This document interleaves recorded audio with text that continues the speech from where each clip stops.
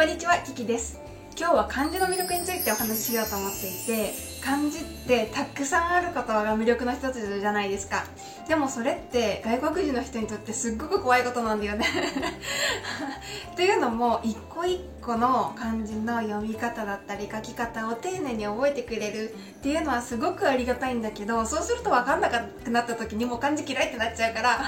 そういう部分じゃなくって、今日はどうやって漢字ができてるのかみたいなところをお話ししたいなと思っています。例えば日本のお寿司屋さんに行くと漢字がいっぱい書いてある湯飲みがあることがあって、もう漢字を全く知らない人がそれを見ると変わった模様だなぐらいにしか思わないと思うんだけど、それ実は一つ一つが魚を表す漢字になっているんだよね。で、例えばこういう漢字、アジっていう漢字なんだけれど、これの左の方は魚っていうのを示す漢字になっていて、その他の漢字にも使われるんだけど、この左側が何を示すかっていうと、これは参るっていう意味の漢字なんだよね。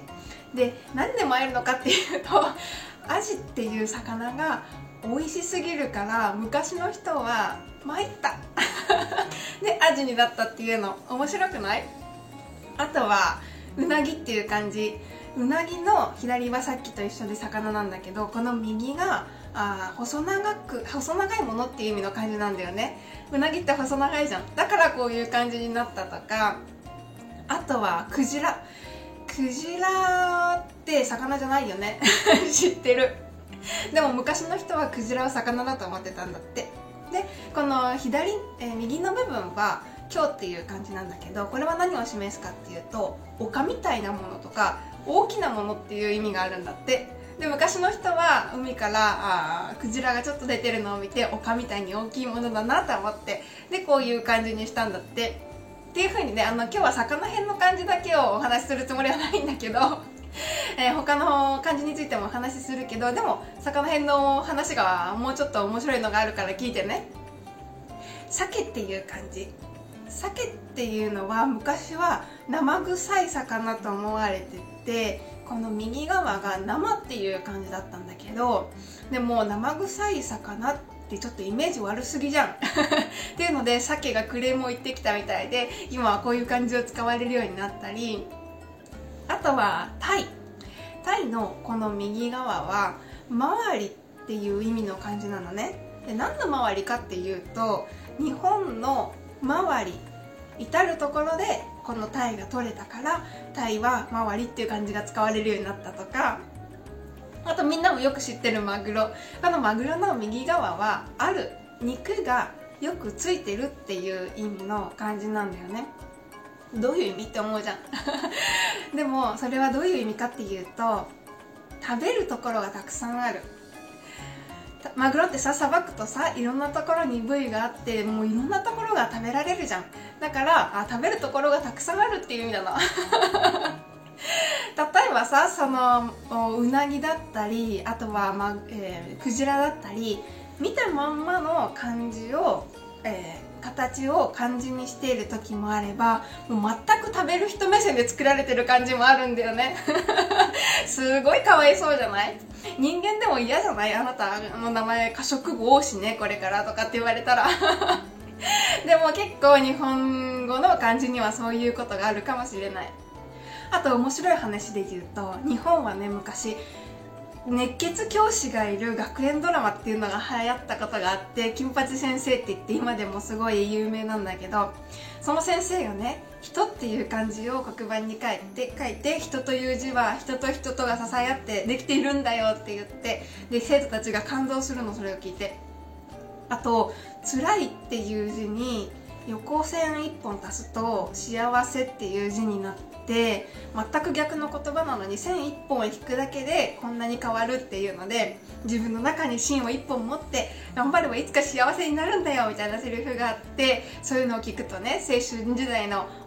ちょっとどこに向かえばいいかわからなくなってるような学生はわーって感動するんだけど、そういう風に漢字は面白いよっていうことを紹介していたり、あと面白いので言うと、この「か」っていう漢字、これどうやってできたかっていうと、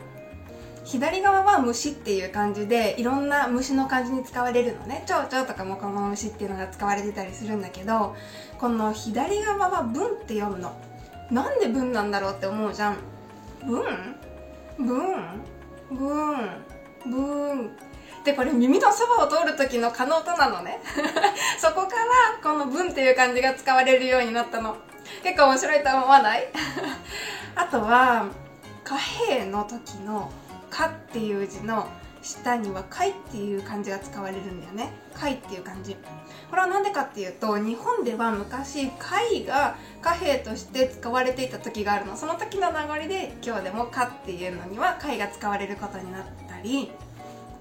あとは葬るとか葬式っていう時に使うこの漢字ね、真ん中に死っていう漢字が入っててちょっと怖い漢字ではあるんだけど、でこれの上下は草なの。日本のことをよく知ってる人は、あれ日本って仮想じゃないって思うじゃんだから下が火でもよくないってでもこれは多分仮想のもっともっと前は亡くなった方を草に返していたんだなっていうことがなんとなく想像できるよね。あとは海外から入ってきたものに無理やり漢字を当てはめることもあって、そのままの例えば英語の発音で使う時もあるんだけど、漢字で、より分かりやすくする時もあって、例えばピアノは日本語では洋風のことって書いて、これは洋金って読むんだって。あとはバスケットボールも海外のものでしょ。それはカゴに玉って書いて老朽って読むのじゃあ火に酒って書いたらなんて読むでしょう突然クイズが始まったね、火にお酒って書いてなんて読むかっていうと、これはウイスキーとかウォッカとか、あとブランデーとかアルコール度数が高いお酒に使われる言葉なんだよね。これは私も知らなくって、そっか、飲むと喉から火が出そうなぐらい熱いからかなとか思ったんだけど、実はそうじゃなくって、火がつくくらいアルコールが高いからこんな感じなんだって。確かにね、イギリスとかロシアの人もう飲みすぎて喉が痛くならないかもしれないしね。でもね、この最後に話した海外のものを日本語で漢字を当てはめるっていうのは日本人でも意外と知らないことがあるから、今日本人の友達がいる人とか、これから日本人の友達を作りたいっていう人はこれをちょっと話題にすると面白いかもしれない。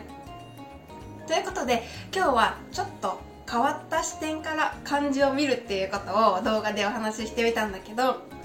やっぱり海外の方にとって漢字が難しいっていうのは理解できるけど、漢字は難しいだけじゃなくって、こういう歴史だったり物語っていう面白い部分もあるよっていうことをお伝えできればいいなと思ってお話ししてみました。動画を最後まで見てくださってありがとうございました。またねー。